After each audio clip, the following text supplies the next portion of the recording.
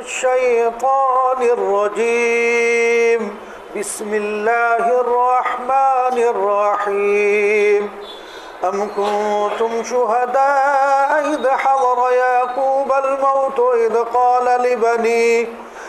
قال لبنيه ما تعبدون من بعدي قالوا نعبد إلهك وإله آبائك إبراهيم وإسماعيل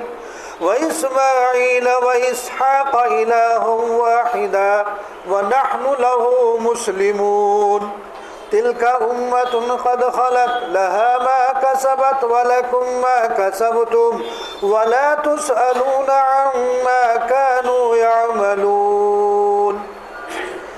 اس سے پچھلی آیات میں یہ بتلایا گیا تھا کہ حضرت ابراہیم علیہ السلام جب تک زندہ رہے دین توحید اور ملت اسلام پر قائم رہے، جب وصال کا وقت آیا تو حضرت ابراہیم علیہ السلام نے اپنے بیٹوں کو جمع کیا اور جمع کرنے کے بعد اسی ملت ابراہیمی ملت اسلام پر قائم رہنے کی وصیت فرمائی۔ اس کے بعد حضرت اسحاق علیہ السلام جو حضرت ابراہیم علیہ السلام ہی کے صاحبزادے ہیں، ان کا جب وقت آیا تو انہوں نے بھی اپنے بیٹوں کو یہی وصیت کی کہ دین ابراہیمی دین اسلام پر قائم رہنا، اس سے سر منہ انحراف نہ کر لینا۔ چنانچہ اس کے بعد حضرت یعقوب علیہ السلام جو حضرت ابراہیم علیہ السلام کے پوتے حضرت اسحاق علیہ السلام کے صاحبزادے ہیں، تو جب ان کی موت کا وقت قریب آیا تو انہوں نے حضرت یعقوب علیہ السلام نے اپنے 12 بیٹوں کو جمع کیا، جو پیچھے بھی گزر چکا ہے کہ بنی اسرائیل جن کا لقب ہے عبداللہ کے معنی میں آتا ہے۔ تو حضرت یعقوب علیہ السلام اپنے بیٹوں کو جمع کرنے کے بعد کیا وصیت کرتے ہیں؟ ما تعبدون من بعدی، میرے بعد تم کس کی پرستش کرو گے، میرے بعد تم کس کی اطاعت اور فرما برداری کرو گے، میرے بعد تم کس کی عبادت کو انجام دو گے۔ یہ حضرت یعقوب علیہ السلام نے اپنے بیٹوں کو بلا کر یہ وصیت کی۔ چنانچہ بیٹوں نے بیک زبان کہا تھا، کیا کہا؟ جو آپ کے معبود ہیں، جو آپ کے معبود، آپ کے آبا حضرت ابراہیم علیہ السلام کے معبود حضرت اسحاق علیہ السلام کے معبود ہے، اور وہ معبود کون ہے؟ وہ الہ واحد ہے، وہ ایک ہی خدا ہے، ہم اسی کی اطاعت و فرما برداری کریں گے۔ نبی کریم صلی اللہ علیہ وسلم تو اللہ تبارک و تعالیٰ نے نبی بنا کر مبعوث فرمایا، اور جب ہجرت کر کے مکہ تشریف لائے تو آپ کا واسطہ یہود سے بھی پڑا، اور آپ نے جب دین اسلام ان کو پیش کیا اور جو دعوت آپ کو دی گئی تھی، جو پیغام اللہ کی طرف سے آپ کو دیا گیا، وہ پیغام جب ان کو پہنچایا گیا تو یہود آ کر کہنے لگے، یہود نے نبی کریم صلی اللہ علیہ وسلم سے کیا کہا؟ حضور پاک علیہ السلام سے یہ کہنے لگے، یہ دعویٰ انہوں نے کیا کہ حضرت یعقوب علیہ السلام نے جو وصیت کی تھی وہ یہودیت پر قائم رہنے کی وصیت کی تھی، آپ کہہ رہے ہیں کہ دین اسلام پر رہنے کی وصیت کی تھی۔ وہ تو وصیت کر گئے تھے کس پر؟ دین یہودیت پر قائم رہنے کے لیے، تو آپ اس کے خلاف کیوں اعلان فرما رہے ہیں، کیوں اس کے خلاف تبلیغ کر رہے ہیں؟ اللہ تبارک و تعالی نے یہود نے جب یہ دعویٰ کیا کہ ہمیں یہودیت پر قائم رہنے کی وصیت حضرت ابراہیم علیہ السلام یا ان کے بیٹے حضرت اسحاق علیہ السلام یا ان کے بیٹے یعقوب علیہ السلام نے کی تھی، تو آپ اس کی مخالفت کیوں کر رہے ہیں؟ آپ اس وصیت کی مخالفت کیوں کر رہے ہیں؟ تب اللہ تبارک و تعالیٰ نے یہ آیات شریفہ نازل فرمائی، اور یہ آیات شریفہ نازل فرما کر اس بات کی تردید کر دی گئی کہ تم جو یہ کہہ رہے ہو کہ انہوں نے وصیت یہودیت پر رہنے کی تھی، کیا تم موجود تھے اس وقت؟ حضرت ابراہیم علیہ السلام، حضرت اسحاق علیہ السلام، حضرت یعقوب علیہ السلام جب وصیت کر رہے ہیں تو تم کیا موجود تھے؟ یعنی وہ یہود جن کو رسول اللہ صلی اللہ علیہ وسلم دعوت دے رہے ہیں، وہ یہود یہ بات کہہ رہے ہیں، ان سے اللہ تبارک و تعالیٰ فرما رہے ہیں کہ ذرا ان سے پوچھئے گا کہ یہ یعقوب علیہ السلام جب وصیت کر رہے تھے تو موجود تھے یہ کہ یہ وصیت کی تھی، یا ان کے پاس کوئی دلیل موجود ہے اس کی؟ بھئی جب آدمی کوئی دعویٰ کرے گا تو اس کی دلیل تو ہونی چاہیے نا۔ یہ ایک صورت تو یہ ہے کہ آدمی وصیت کے وقت موجود ہے کہ بھئی میرے سامنے وصیت کی ہے، دوسری یہ کہ موجود تو نہیں، وہ وصیت کہتا پھر رہا، تو اس کی کوئی دلیل ہونی چاہیے۔ تو نہ تو وہ موجود تھے، موجود ہونے کا کوئی مطلب نہیں۔ بھئی حضرت یعقوب علیہ السلام ایک عرصہ دراز پہلے دنیا سے تشریف لے جا چکے ہیں، نبی کریم صلی اللہ علیہ وسلم کی بعثت ہو گئی، اور آپ اب یہود مدینہ کو جو ہے آپ دعوت پیش کر رہے ہیں، تو ظاہر بات ہے ان کا دیکھنا تو ممکن ہی نہیں ہے، تو وہ تو موجود ہی نہیں ہے۔ اب دوسری بات رہ گئی کہ دلیل لاؤ، دلیل کیا ہے؟ دلیل کچھ ہے نہیں۔ اللہ نے تردید فرما دی کہ نہیں، یہ جھوٹے ہیں، یہ یہود جو یہ دعویٰ کر رہے ہیں کہ یعقوب علیہ السلام نے وصیت یہودیت پر قائم رہنے کی تھی، یہ وصیت اور ان کا یہ دعویٰ غلط ہے۔ چنانچہ فرمایا اللہ تبارک و تعالیٰ نے ارشاد فرمایا ام کنتم شہداء اذ حضر یعقوب الموت، کیا تم موجود تھے جس وقت حضرت یعقوب علیہ السلام کو موت آئی، آپ کا آخری وقت آیا، کہ تم موجود تھے وہاں؟ بھئی آپ کے پردادا ہیں، اگر آپ کے پردادا نے کوئی وصیت کی تو آپ تو تھے نہیں پردادا جس وقت آپ کا حیات ہے۔ بھئی دو ہی طریقے تو ہے، یا تو آپ موجود ہو، آپ کے سامنے وصیت کی ہو، یا پھر دوسرا طریقہ یہ کہ کوئی تحریر یا کوئی گواہ موجود ہو، تو وہ لے کر آؤ، وہ دلیل پیش کرو۔ تو اللہ نے فرمایا کیا تم خود موجود تھے یعقوب علیہ السلام کا جب آخری وقت آیا اور انہوں نے جو وصیت کی تو تم موجود تھے؟ اذ قال لبنیہ ما تعبدون من بعدی، جب یعقوب علیہ السلام نے اپنے بیٹوں کو وصیت کی تو اس وصیت کے وقت تم خود موجود تھے؟ یعقوب علیہ السلام کیا وصیت کر رہے ہیں؟ جب کہا انہوں نے اپنے بیٹوں سے ما تعبدون من بعدی، میرے بعد کس کی عبادت کرو گے، کس کی اطاعت و فرما برداری کرو گے، تو سب بیٹوں نے کیا کہا تھا؟ قالوا نعبد الہک و الہ آبائک ابراہیم و اسماعیل و اسحاق الہ واحدہ۔ سب نے بیک زبان بالاتفاق متفقہ طور پر کیا کہا؟ ہم اس کی عبادت کریں گے جس کی آپ اور آپ کے بزرگ ابراہیم علیہ السلام، اسماعیل علیہ السلام، اسحاق علیہ السلام اطاعت اور فرما برداری کرتے تھے۔ الہ واحدہ، وہ کون ہے؟ وہی ایک ہی معبود ہے، وہ وہی معبود ہے جو وحدہ لا شریک ہے، اس کا کوئی شریک نہیں ہے، اسی ایک اللہ کی عبادت ہم کریں گے۔ اور جس ایک اللہ کی عبادت آپ نے کی، آپ کے آبا اور اجداد اسحاق علیہ السلام، ابراہیم علیہ السلام نے جس الہ کی عبادت کی ہے، جس خالق کی عبادت کی ہے، ہم بھی اسی کی عبادت کریں گے۔ انہوں نے کسی کو شریک نہیں ٹھہرایا اپنی عبادت میں، ہم بھی کسی کو شریک نہیں ٹھہرائیں گے، ہم بھی اس کو ایک ہی خدا مانیں گے، اسی کو کارساز مانیں گے، وہی سب کچھ کرنے والا ہے، اس کے علاوہ ہم کسی اور کی عبادت اور پرستش نہیں کریں گے۔ تو گویا کہ اللہ تبارک و تعالیٰ نے اس آیت کو نازل فرما کر یہود کے دعوے کو رد کر دیا کہ تم جو یہ کہہ رہے ہو کہ یعقوب علیہ السلام نے وصیت کی تھی یہودیت پر قائم رہنے کی، تو اللہ تو یہ فرما رہا، اللہ تو یہ فرما رہا، یہ کلام نبی کریم صلی اللہ علیہ وسلم پر نازل ہوا، حضور پاک علیہ السلام کے واسطے سے اور صحابہ کے واسطے سے ہم تک یہ پہنچا، تو ہمارے پاس تو یہ دلیل ہے۔ تمہارے پاس دلیل کیا ہے؟ بھئی تم بھی دلیل پیش کرو، یہودیت پر قائم رہنے کی وصیت کی، اس کی دلیل دکھا دو۔ دلیل کچھ ہے نہیں، صرف ضد، ہٹ دھرمی، نہ ماننا، اڑ جانا، بس یہی، اس کے علاوہ کچھ نہیں۔ وَنَحْنُ لَهُ مُسْلِمُونَ، اور ہم اسی کی اطاعت پر رہیں گے۔ جو معبود حضرت ابراہیم علیہ السلام کا، جو معبود حضرت اسحاق علیہ السلام کا، جو معبود حضرت اسماعیل علیہ السلام کا، ہم اسی معبود کی عبادت کرتے رہیں گے۔ ہم کسی اور کی نہیں کریں گے۔ یہاں تک بات پوری ہوئی۔ اب سنیے، اس کے تحت میں اس آیت سے ہمیں بھی سبق ملتا ہے، سبق حاصل کرنا چاہیے۔ روایات میں بھی ہے، ہمیں بھی وصیت کرنی چاہیے۔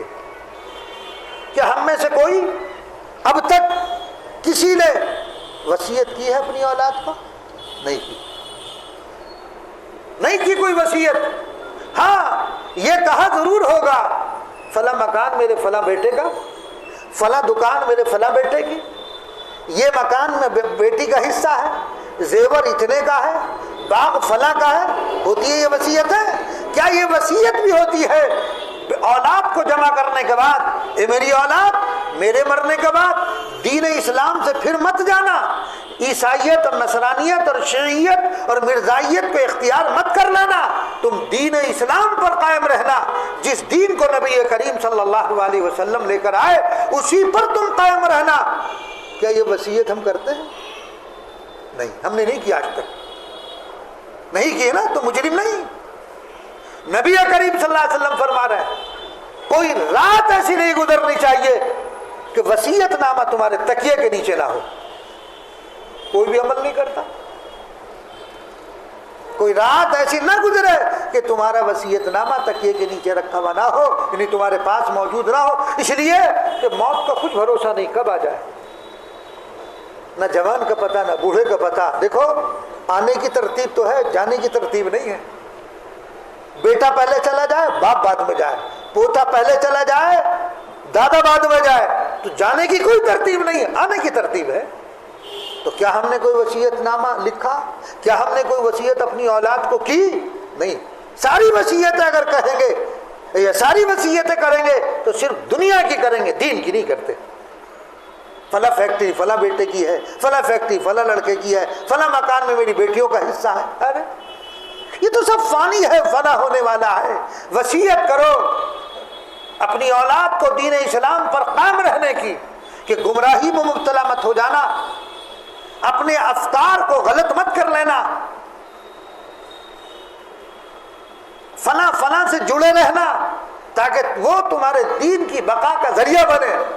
علماء سے تعلق رکھنا، جو علماء صحیح ہے ان کے پاس آنا اور جانا تاکہ تم دین پر قائم رہ سکو۔ یہ وصیتیں کرنی چاہیے، لیکن ہم نہیں کرتے۔ اب تک نہیں کی ہے، آج کی بات کرو۔ حضرت یعقوب علیہ السلام نبی ہیں اور نبی اپنی اولاد کو وصیت کر رہے ہیں، تو ظاہر بات ہے نبوت کا تو بڑا اعلیٰ مقام ہے، ہم تو کچھ بھی نہیں۔ تو جب نبی وصیت کر رہا تو ہمیں شما کو نہیں کرنی چاہیے، ہمیں تو اور زیادہ کرنی چاہیے۔ اور اس فتنے کے ماحول میں، جس ماحول سے آپ اور ہم گزر رہے ہیں، جس ماحول میں آپ اور ہم پنپ رہے ہیں، اور جس معاشرے میں ہمارے بچوں کا نشو و نما ہو رہا ہے، جہاں ہر چہار جانب کفر ہی کی للکار ہے، اس ماحول میں تو ہمیں اور زیادہ کرنی چاہیے، اور زیادہ فکر ان کے اعتقاد صحیح کی ہونی چاہیے کہ ان کے اعتقاد میں کوئی گڑبڑ پیدا نہ ہو جائے، ان کے اعتقاد میں تزلزل نہ آ جائے، ان کا فکر بگڑ نہ جائے، اس کی تو ہمیں اور زیادہ فکر ہونا چاہیے۔ آپ دیکھ لیجئے میڈیا پر جو کچھ نشر ہو رہا ہے، آپ سب مجھ سے زیادہ واقف ہوں گے، کتنی لڑکیاں مرتد ہو رہی ہیں۔ کیا آپ نے ان کی صحیح تربیت کی تھی؟ کیا آپ نے ان کو یہ وصیتیں کی کہ بیٹے دین اسلام سے منحرف مت ہو جانا، کچھ بھی ہو جائے؟ کتنی بچیاں مرتد ہو رہی ہیں، ہر روز کوئی نہ کوئی واقعہ سننے کو مل جاتا ہے۔ اللہ تبارک و تعالی حفاظت فرمائے، جو چلی گئی ہے ادھر اللہ ان کو واپس لوٹا دے۔ تو اس لیے دوستو ہمیں چاہیے کہ ہم اس کی فکر کریں۔ آگے فرمایا تلک امۃ قد خلت، یہ ایک جماعت تھی جو گزر چکی۔ حضرت یعقوب علیہ السلام نے اپنے بیٹوں کو بلا کر وصیت کی، وہ وصیت کر کے چلے گئے اور ان کی اولاد قائم رہی۔ نبوت کا ایک دراز سلسلہ، نبوت کا ایک سلسلہ دراز رہا۔ حضرت یوسف علیہ السلام کس کے بیٹے ہیں؟ حضرت یعقوب علیہ السلام کے بیٹے تو ہیں۔ نبوت سے اللہ نے سرفراز کیا، اور بھی آگے نبوت کا سلسلہ چلتا رہا حضرت اسماعیل علیہ السلام تک۔ تو دیکھیے تو یہ وصیت کی، اور وصیت کے بعد وہ اس پر قائم رہے، اور ظاہر بات ہے یہیں سے یہ بات بھی آپ سمجھ لیجئے کہ خاندانی شرافت خاندانی شرافت تمہاری نجات کا ذریعہ نہیں بن سکتی ہے جب تک تم اس نبی کے پیروکار نہیں ہو گئے۔ اگر نبی کا خاندان، نبی کا کہ خاندان میں کوئی کفر پر رہا اور نبی کے طریق کو اس نے اختیار نہیں کیا تو یہ نہیں ہوگا کہ میں نبی کی اولاد ہوں مجھے جنت میں جانا، نہیں، یہ ضابطہ نہیں ہے۔ حضرت لوط علیہ السلام کی بیوی ان کے ساتھ ملی تو اب اس کا نتیجہ کیا ہوا؟ تو یہ بات یاد رکھیے گا کہ نبوت جو اعلیٰ مقام ہے تو ولایت جو اس کا چھوٹا درجہ ہے۔ تو جب نبی کے لیے حکم یہ ہے کہ اگر نبی کی اولاد، نبی کے خاندان والے، نبی سے نسبت رکھنے والے اگر نبی کے طریق پر نہیں ہے تو نجات نہیں ہو سکتی ہے۔ نجات کا دار و مدار نبی کے طریق پر ہونا ہے۔ اگر تم نبی کے طریق پر نہیں ہو، اس طریقے سے ہٹ گئے، تم نے کفر اور شرک کو اختیار کر لیا تو جنت میں داخلہ نہیں ہو سکتا ہے۔ پہلے بھی میں نے سنا ہے نوح علیہ السلام اپنے بیٹوں کو سمجھا رہے ہیں کہ بیٹے کشتی میں آ جا، نجات اگر چاہتا ہے میری فرما برداری میں آ جا۔ لیکن بیٹے نے کیا کہا کہ نہیں ابا میں تو بچ جاؤں گا، میں بچ جاؤں گا۔ اور اللہ تبارک و تعالیٰ نے حضرت نوح علیہ السلام سے فرمایا تھا کہ ہم آپ کی اولاد کی حفاظت فرمائیں گے۔ کشتی میں بیٹھ گئے، طوفان آیا پانی کا، اور جو طوفان آیا جو بیٹا تھا جس سے بات چیت چل رہی تھی کہا میں پہاڑی پر چڑھ جاؤں گا۔ نوح علیہ السلام نے فرمایا کہ پہاڑوں کی بلندیاں تمہیں آج بچا نہیں سکتی ہیں اللہ کے عذاب سے۔ پانی کا ریلا آیا، وہ ادھر بیچ میں پانی آئے اور وہ بہہ کر ہلاک اور تباہ و برباد ہو گیا۔ حضرت نوح علیہ السلام نے اللہ سے عرض کیا اللہ میں تو میرا بیٹا تھا، تھوڑا سا خفگی کا اظہار۔ اللہ تعالیٰ نے فرمایا اے نوح ہم نے تمہارے اہل کے حفاظت کا وعدہ کیا تھا، لیکن اہل میں کون ہے؟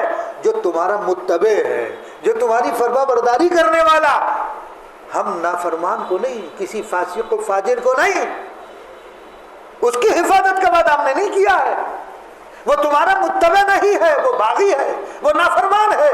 تو معلوم ہوا کہ نبی کے نسب سے ہونا یہ نجات کے لیے کافی نہیں ہے، بلکہ نجات کے لیے نبی کے راہ پر ہونا، نبی جس چیز کو لے کر آئے اگر اس کو مان رہا ہے، اس کو اپنی عملی زندگی میں داخل کیا تو نجات ہوگی، اور اگر اس پر نہیں تو نجات نہیں۔ اور ظاہر بات ہے کہ نبی کی اولاد کے لیے ہے تو نبی ولایت تو اس سے کم درجہ ہے کہ میرے باپ بہت بڑے بزرگ تھے۔ ارے بزرگ ہوں گے، تم کیا ہو یہ دیکھو۔ اگر تم جو ہے اس طریق پر رہو گے جو نبی کریم صلی اللہ علیہ وسلم جس کو لے کر آئے تو تمہارے لیے کامیابی ہے، ورنہ یہ نہیں کہ میں عبد القادر کا بیٹا ہوں، میں جیلانی کا بیٹا ہوں، میں شاہ معین الدین اجمیری رحمۃ اللہ علیہ کا پوتا ہوں، اس سے کچھ کام چلنے والا نہیں ہے۔ وہاں حسب اور نسب نہیں چلا کرتا ہے۔ فاطمہ بنت محمد صلی اللہ علیہ وسلم یہ نہیں چلے گا، وہاں تو عمل چلے گا تمہارا۔ کیا لے کر آئے ہو؟ تم لے کر کیا آئے ہو؟ تمہارا عمل چلے گا۔ اور ایسا بھی نہیں ہو سکتا کہ جو انہوں نے کیا، تمہارے آبا اجداد نے جو کیا اس کی سزا تمہیں مل جائے، جو تم کر رہے ہو اس کا اجر ان کو مل جائے، ایسا بھی نہیں ہوگا۔ کیا فرمایا اللہ نے؟ تلک امۃ قد خلت، یہ جماعت تھی جو گزر چکی، تو چلی گئی جماعت، گزر گئی۔ اب لہا ما کسبت، ان کے لیے وہ ہے جو انہوں نے کمایا، جو اعمال انہوں نے کیے اس کا بدلہ ان کو ملے گا، جو بھی جیسے بھی کیے ہوں گے۔ اگر تمہارے آبا اور اجداد غلط راہ پر تھے تو تم کیوں اختیار کر رہے ہیں؟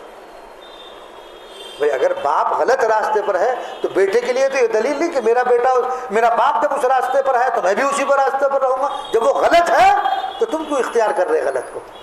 تو لہذا فرمایا لہا ما کسبت، ان کے کام ان کا کیا ہوا آئے گا، جو کام انہوں نے کیا ہوگا، اچھے اعمال کیے تو وہ ان کے کام آئے گا، برے اعمال کیے ہوں گے تو انہیں سزا ملے گی۔ وَلَكُمْ مَا كَسَبْتُمْ، اور تمہارے لیے تمہارا کیا ہوا کام آئے گا۔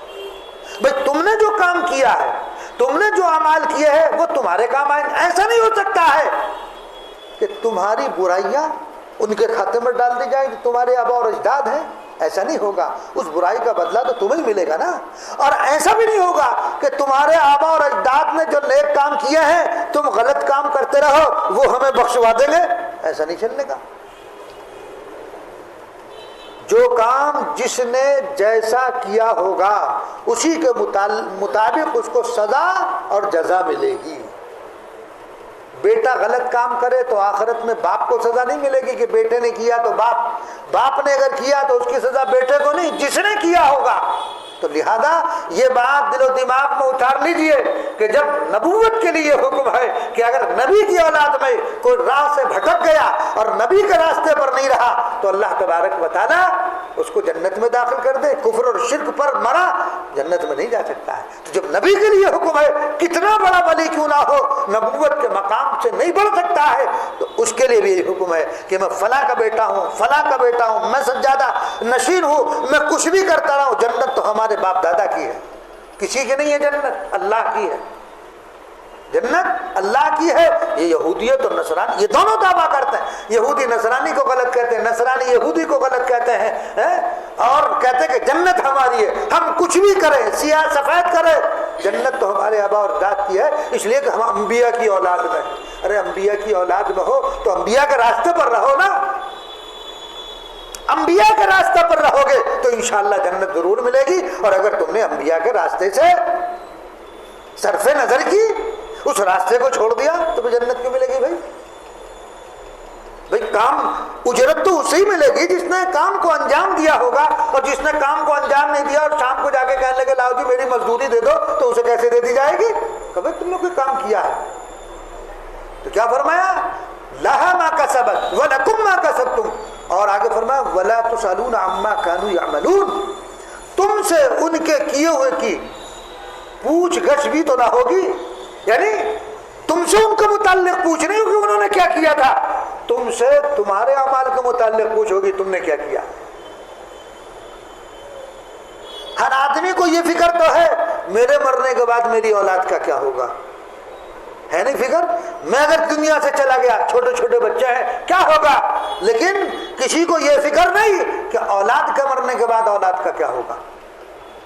یہ فکر نہیں ہے کہ میں اولاد کو صحیح تعلیم دے کر جاؤں، صحیح عقائد پر چھوڑ کے جاؤں، تاکہ مرنے کے بعد میرے لیے بھی ذریعہ نجات بنے، اور یہ بھی جو ہے اللہ تبارک و تعالیٰ ان کے دین صحیح پر قائم رہنے کی وجہ سے ان کو بھی نجات دے دے. تو اس لیے ایک دوسرے کا متعلق پوچھ نہیں ہوگی. غلطی یہ کرے بھگتوں میں غلطی کروں بھگتوں، یہ ایسا نہیں ہوگا. جس نے جو عمل کیا ہوگا، جیسا کیا ہوگا، اس کا سوال اسی سے ہوگا اور اس کی جزا یا سزا اسی کو ملے گی، کسی دوسرے کو نہیں. تو ولا تسألون عما كانوا يعملون. تم سے جو ہے ان کے متعلق سوال نہیں کیا جائے گا، پوچھا نہیں جائے گا. تم سے ان کے کیے ہوئے کی پوچھ بھی تو نہ ہوگی. تم سے معلومات نہیں کی جائے گی کہ انہوں نے کیا کیا تھا. اگر تمہارے آبا اور اجداد غلط تھے، تم سمجھ رہے ہو، تو تم وہ غلطی کیوں کر رہے ہو بھئی؟ اگر کسی بڑے نے غلطی کر لی اور ہم اس غلطی پہ چلتے رہے، جب کہ ہمیں معلوم ہو گیا کہ یہ غلطی یہ ہے، یہ غلطی ہے، صحیح یہ ہے، تو صحیح کو کیوں نہیں اختیار کر رہے؟ اب یہ کہنے لگو کہ صاحب ہمارے آبا اور اجداد یہ کام کرتے تھے تو لہذا ہم کیسے چھوڑ دیں؟ یہ تو یہودی اور نصرانی کہتے چلے آئے کہ جو ہمارے آبا اور اجدادوں کی ریت اور رواج ہے ہم اس کو نہیں چھوڑ سکتے، اسی پر قائم رہیں گے، چاہے وہ خلاف ہو یا موافق. نہیں، اس پر پھر گرفت ہوگی. اللہ تبارک و تعالی ہم سب کو عمل کی توفیق عنایت فرمائے اور اعمال صالحہ کی توفیق عنایت فرمائے. اللہم صلی علی سیدنا و نبینا و مولانا محمد عبدہ و رسولہ. ربنا ظلمنا انفسنا وان لم تغفر لنا وترحمنا لنکونن من الخاسرین. اے اللہ ہمارے گناہوں کو معاف فرما، خطاؤں کو درگزر فرما، ہم سب پر رحم اور کرم کا معاملہ فرما. اے اللہ یہودیت سے ہماری حفاظت فرما، نصرانیت سے حفاظت فرما، مرزائیت سے حفاظت فرما، شیعیت سے حفاظت فرما. اے اللہ عقائد باطلہ سے ہماری حفاظت فرما. اے اللہ صحیح عقیدے پر ہمیں جما دے. اے اللہ صحیح عقیدے پر ہمیں جما دے اور اسی پر ہمارا خاتمہ فرما. نبی کریم صلی اللہ علیہ وسلم جس دین کو لے کر آئے، اے اللہ اس دین کی اتباع کی توفیق میسر فرما. رب کریم اسی پر ہمیں مر مٹنے والا بنا دے رب کریم، اسی پر ہمیں مر مٹنے والا بنا دے، ہماری اولادوں کو اور ہماری نسلوں کو دین پر قائم رکھ اے اللہ، دین پر قائم رکھ اے اللہ، دین پر قائم رکھ۔ خدا بند قدوس، اس وقت پوری دنیا مسلمانوں کے پیچھے پڑی ہے، رب کریم تو مسلمانوں کی حفاظت فرما، غیب سے ان کی اعانت فرما، غیب سے ان کی مدد فرما، ہر طرح سے اے اللہ تو حفاظت فرما، اور مسلمانوں کو بھی دین حقہ پر چلنے کی توفیق عنایت فرما، نبی کریم صلی اللہ علیہ وسلم کے طریقے کو اختیار کرنے والا بنا دے، اور جو سازشیں اسلام اور مسلمانوں کے خلاف ہو رہی ہے اے اللہ ان سازشوں کو ناکام فرما، ان سازشوں کو انہی پر الٹ دے اے اللہ، تمام مدارس کی حفاظت فرما، خانقاہوں کی حفاظت فرما، ہمارے اوقاف کی اللہ حفاظت فرما، مساجد کی حفاظت فرما، حرمین شریفین کی حفاظت فرما اے اللہ، بیت المقدس کو یہود کے قبضے سے آزاد فرما دے، پھر سے کوئی صلاح الدین پیدا فرما، پھر سے کوئی نور الدین زنگی پیدا فرما، رب کریم ہمارے سیئات پر گرفت نہ فرما اے اللہ، ہم تیری گرفت کے قابل نہیں ہے، رب کریم ہمیں معاف فرما دیجئے، ہمارے گناہوں سے سر پہ نظر فرما دیجئے، اور ہمارا خاتمہ ایمان پر فرما دیجئے، آخرت کی گرفت سے حفاظت فرما، جنت الفردوس میں اعلیٰ مقام عطا فرما، عذاب جہنم سے، عذاب نار سے ہماری حفاظت فرما اے اللہ، قیامت کی سختی سے اور اس کی ہولناکی سے ہماری حفاظت فرما، ہم میں آپس میں اتحاد اور اتفاق پیدا فرما، نہ اتفاقیوں سے ہماری حفاظت فرما، ہمیں اے اللہ نبی کریم